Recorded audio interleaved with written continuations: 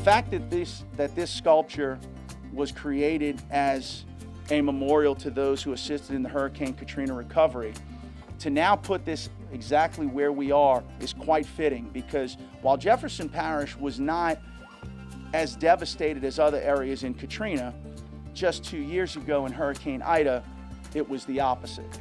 And Jefferson Parish suffered very much the brunt of Hurricane Ida.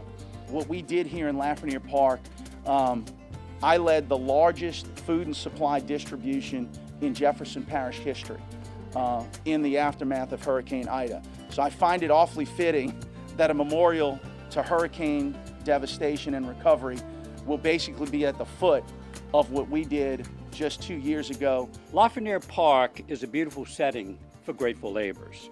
Grateful Laborers is an expression of gratitude for those who selflessly devote their time, their work, and their labor for the betterment of others.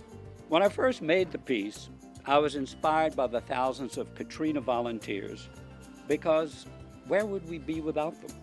As we dedicate Grateful Laborers today, I ask that question again.